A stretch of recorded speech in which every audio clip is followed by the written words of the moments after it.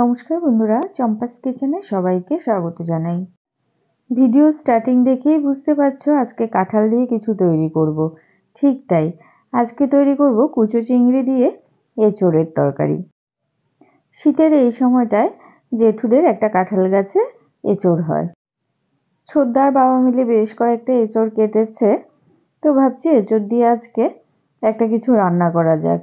রাতেই বাবা 5 মেশালি ছোট মাছ নিয়ে এসেছিল, এর মধ্যে কিছু কুচো চিংড়ি ছিল, ওই দিয়েই এটা রান্না করলাম।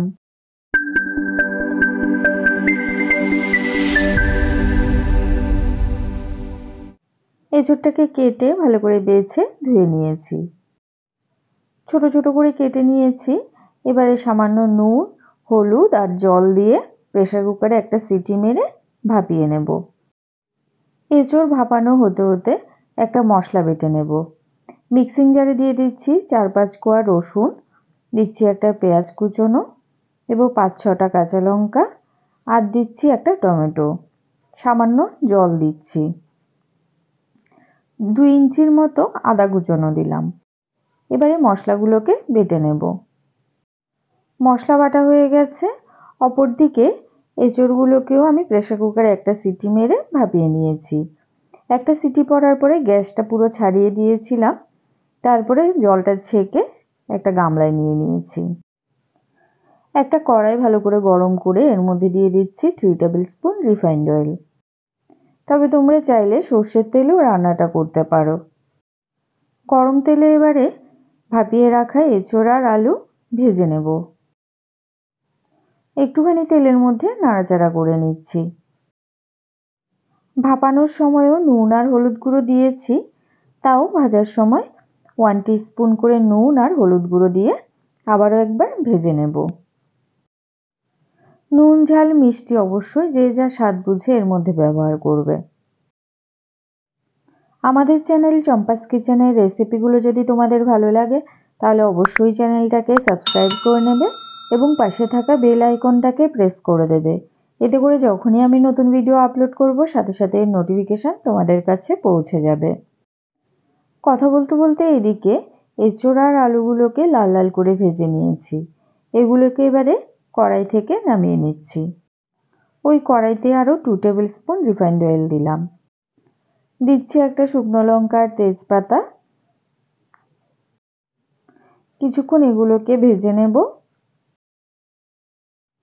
এবারে এর মধ্যে দিচ্ছি কিছু গোটা গরম মশলা আর দেব 1/2 টিস্পুন গোটা জিরে।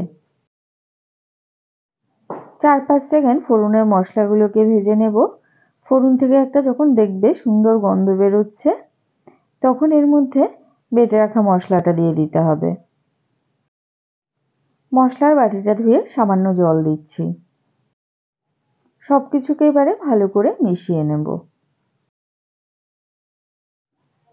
এবারে এর মধ্যে দিচ্ছি 1 টিস্পুন নুন, 1 টিস্পুন দিচ্ছি হলুদ গুঁড়ো, 1 টিস্পুন লাল লঙ্কা গুঁড়ো, 1 টিস্পুন জিরে গুঁড়ো, 1 টিস্পুন ধনে গুঁড়ো আর 1/2 টিস্পুন চিনি। সামান্য কয়েক দানা চিনি দিলাম, এটা টমেটোর টক ভাবটাকে ব্যালেন্স করবে। নুন ঝাল মিষ্টির পরিমাণ আমি আবারও বলছি যে যা স্বাদ বুঝে এর মধ্যে ব্যবহার করবে। মশলা কষানো হয়ে গেছে, মশলা থেকে তেল ছেড়ে আসছে। এই সময় এর মধ্যে দিয়ে দিচ্ছি কুচো চিংড়ি। চিংড়ি মাছগুলো যেহেতু একদমই ছোট তাই আলাদা করে ভাজিনি, মশলার সাথেই একবারে কষিয়ে নিচ্ছি। একটুখানি মশলার মধ্যে নাড়াচাড়া করে মাছগুলোকে কষিয়ে নেব।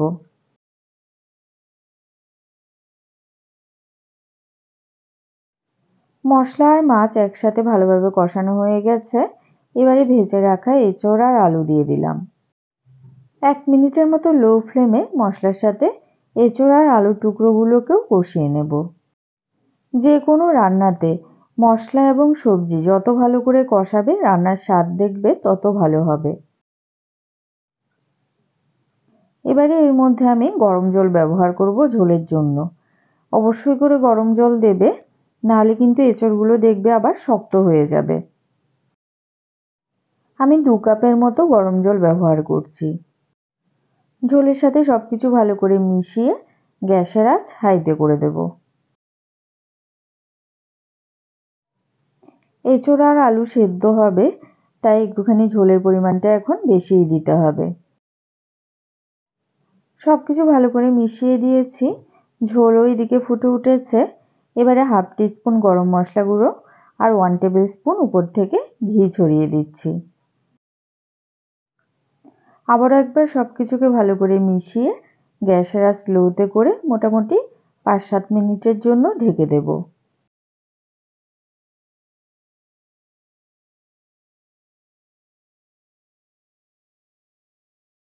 5 মিনিট ঢেকে সেদ্ধ করার পরে দেখো বন্ধুরা, ঝোলের উপরে খুব সুন্দর করে তেল ভেসে উঠেছে আর ঝোলটাও বেশ ঘন হয়ে গেছে। আলু আর এঁচোড়ও খুব সুন্দর করে সেদ্ধ হয়ে গেছে। কয়েক টুকরো আলুকে ভেঙে দিচ্ছি, এতে করে ঝোলটা আরো অনেকটা ঘন হয়ে যাবে। তো বন্ধুরা, আজকে সহজ সরল ঘরোয়া পদ্ধতিতে তৈরি করা কুচো চিংড়ি দিয়ে এঁচোড়ের ডালনার এই রেসিপিটা তোমাদের কেমন লাগলো অবশ্যই কমেন্ট করে জানাবে।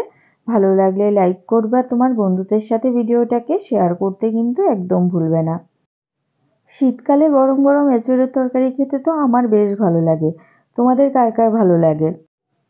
আর বুঝতেই পারছো, গাছ থেকে টাটকা পাড়া এঁচোড় দিয়ে তৈরি করলাম এঁচোড় চিংড়ি, খেতে তো অসাধারণ হবেই। এতক্ষণ আমার পাশে থেকে ভিডিওটা দেখার জন্য অনেক অনেক ধন্যবাদ। ভালো থাকবে, সুস্থ থাকবে। পরের ভিডিওতে আবার দেখা হবে। বাই।